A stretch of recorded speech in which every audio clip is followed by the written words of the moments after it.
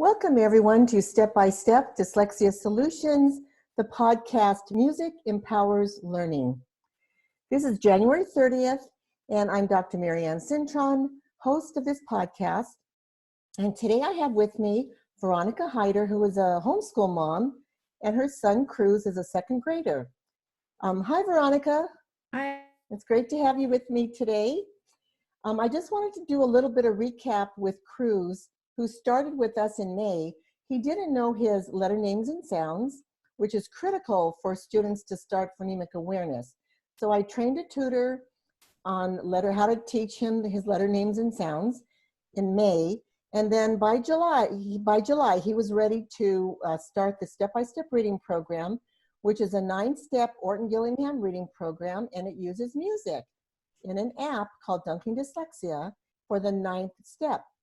So the last time I assessed this, Cruz was right at Christmas time, and he was just below proficient. And we were really excited because students typically make 1 to 3 year gains in 6 to 12 weeks using the step-by-step reading program with music.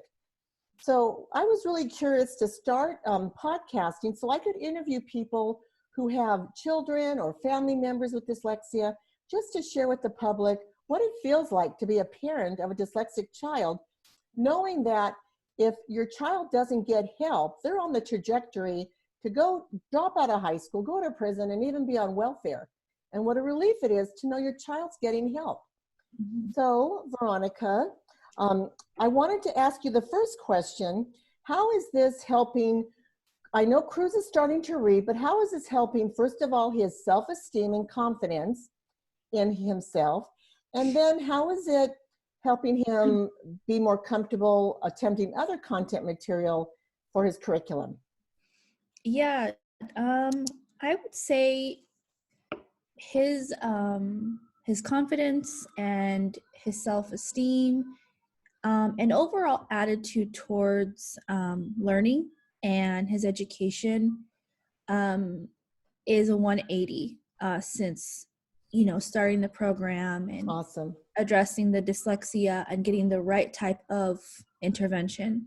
Prior to this program and figuring out what was going on with his dyslexia and working with you, he had a very discouraged, almost defeated attitude towards school and learning new things. He would try, but I could tell now looking back, he couldn't really communicate to me why he couldn't do it. And I couldn't tell either. I just knew that he was not absorbing or retaining any of these things towards language arts and phonetics and letter sounds. So aside from the academic growth, the emotional benefit and his attitude towards, because now he has the help he needs, is just, it's a different child. It's like I'm working with a different child. That's so neat. It's like he was given the toolbox, and the way that he has caught up or is close to catching up in his reading and stuff like that. I could see that he uses this whole experience towards the other areas of his schooling. So overall, his attitude towards learning is just, it's amazing. He, even if things are sometimes hard, and because he's only 8, he needs to learn more and more, and things sometimes are challenging. I could see how he has the confidence to attempt to try new things because he has gone through this journey with the dyslexia, and he saw that at one point he couldn't do things and it was really hard. And in the process, he's on the other side and he says, oh, I made it. I did it. I figured it out. So awesome. That's really neat. That's been incredible. And the overall agitation and frustration overall is just, it's so much better towards all schooling.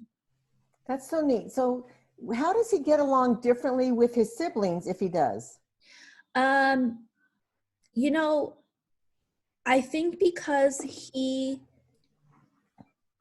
he can do things more for himself. He can communicate better. Um, he has this confidence, so he's not, it was kind of like before he kind of had a little chip on his shoulder, and it makes me sad to think about, him not knowing how to explain to me what was going on. Now on the other side, he's much more balanced, I would say. Just, I think confidence just makes a big difference overall. And the ability to communicate better too. The dyslexia and this intervention with you, it helped all areas, even though we were just addressing mainly, reading and writing and letters. I noticed that it improved his communication too, and his overall thinking and how he processes information has improved. So yeah, he's a much happier person now. So let me ask you, as a homeschool mom, this intervention will address reading fluency, reading vocabulary, and comprehension. Mm-hmm. And I have people ask me, well, there's many other things about learning to read that this isn't addressing. What other things are you noticing when you're teaching him the content of reading, other content, that this is helping facilitate that? Oh my gosh, it's like I said before, it's like he's been given the toolbox to attack and address other areas. It all branches, I feel like, from this. When you don't know how to interpret what you're being asked as a child, and because you have a learning disability like dyslexia, once you're given that toolbox and someone teaches you how to do it the way that your brain needs to do it, you know what I mean? Yes. Not like everyone else is doing, that has trickled down to all areas. Like I said, he has a grasp that he didn't have before. So I would say, I don't know how he could even attempt to do other subjects at all if he didn't get this intervention and with the step-by-step curriculum. And we would still be at square one, where he doesn't even understand the questions that are being asked, because that's what I was doing prior to this, is I was kind of his interpreter. I would have to sit there translate everything. Yeah. Yes, because the way that he didn't have that first step, it was like everything that I was asking him was asking him to go to step 2, and he needed step 1, and that step 1 was addressing the dyslexia. So he couldn't even get to anything else because he was missing that piece. So I mean, I have to say, I don't know how you could even attempt to do anything else, any kind of academic stuff, when someone is missing that toolbox that he's been given. One thing that got my attention when I was at your home to give him his post-test, and he wanted to read to me. He was so excited to read to me from this book. And I said, well, let's save it till after the test. And it's such a rigorous test. And he was pretty tired at the end. But when I've seen him working with his tutor, he really enjoys going through the 9 steps, and he enjoys using the music app. Yes. Can you just share a little bit about what you've seen with him enjoying the tutoring and also enjoying to read now? Yeah, that still, it kind of just takes my breath away, and is so almost shocking to me when I catch him just reading casually. When you have a child who, couldn't memorize his letters, going on a couple years working on that, to reading 4 or 5 letter words, spelling difficult and challenging words that I think are even above his level. It still catches me off guard, and it's so amazing and fulfilling to see that. And I could see how, like you mentioned, how proud he is of himself. Because I think we both felt very kind of hopeless, because we didn't know what was wrong. We didn't know, why these things weren't sticking. And so, yeah, it's he actually enjoys reading, and he's actually, I mean, for how much he's had to catch up, he's actually really good. That's And so I'm neat. so, Hmm. yeah, it's just like I said, it's a complete 180. It's like a different child. It's like a completely different. Does he read every night before bed, before he goes to bed, Um, or? we make a point to make sure we read at least one point in the day, whether that's before bed or if that's during school time or quiet time. You know, I have a lot of audiobooks playing too when they're playing. But Okay. I find that what he really enjoys is just reading the signs and the things around him. That's something that I Yes. think he always wanted to do. He wanted to, when we're driving, reading the street signs, or if we're at a store, the grocery store, he picks up something and he reads the label. I think that was a lot of freedom for him. That's like Yes. a new freedom to know like what's going on in the world, you That's know? applying it to real life. That's really Yes. exciting. Yeah. Um, I don't know. One of the last thoughts I have is so Cruz is in special ed, Mm-hmm. and he has his individual education plan, IEP, coming up. Mm-hmm. And I'm just excited to be with you and see how you're going to share his progress. I What comes know. to heart what comes to your mind and heart when you think about the upcoming IEP? I'm just so thankful because when we, started this journey from the first IEP meeting to now, there's been a complete transformation. So it's very hard. It's hard to adequately articulate all the ways that this has kind of saved him. And I think where we would be without it. And it's just so scary to me to think that there are other children who aren't getting this, and the parents don't know, like me. And Mm-hmm. I'm so thankful that we found you, and that Yeah. the school worked with us, because I think Cruz's life would look a lot differently, and my life too. Yes. Isn't that something? Being a home educator, I Mm. don't think I don't know if I could continue to homeschool him if this issue never got resolved. Mm. Um, but yeah, I can't wait to report to them. And I think they can see it too, because he's taking STAR 360 tests. Those are coming into them. And the other tutors he works with, the last one, she just messaged me saying that she thinks Cruz can move up to the next level because it's Mm. too easy for him.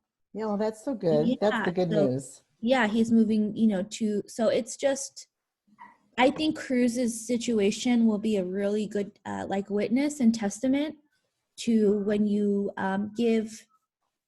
when you give a child what they need, Mm-hmm. and how much they can grow. Like a plant, you have to give it sun and water, and we just didn't have the right recipe. So let So me address using the music. You're recognizing the value of the music with the reading program, right? yes.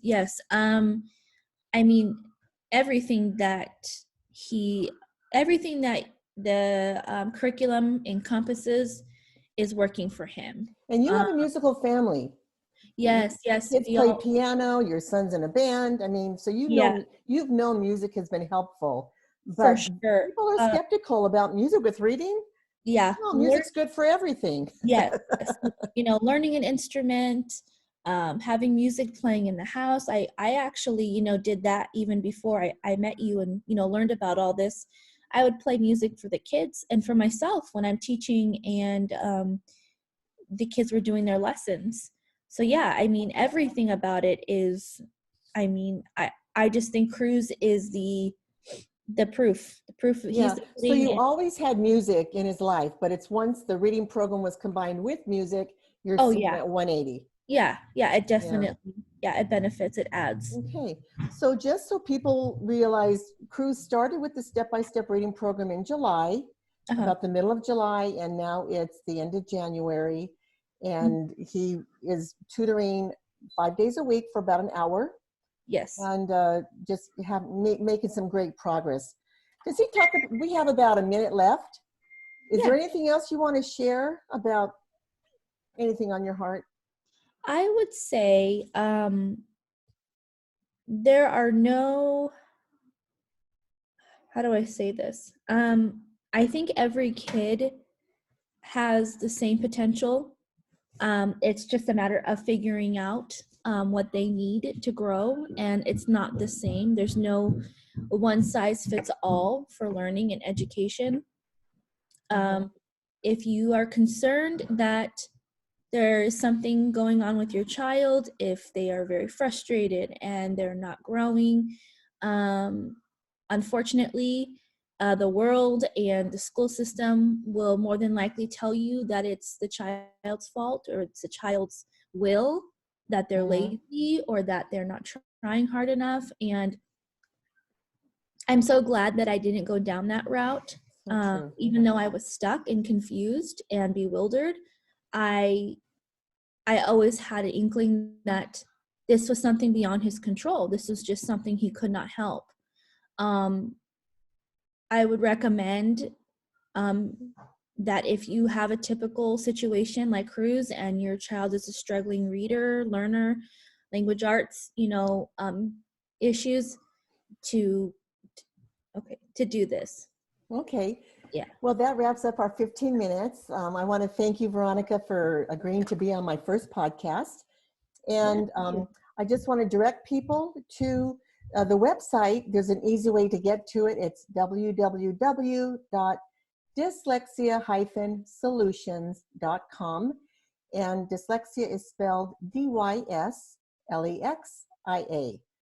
And hope you all have a blessed day. And I want to thank you.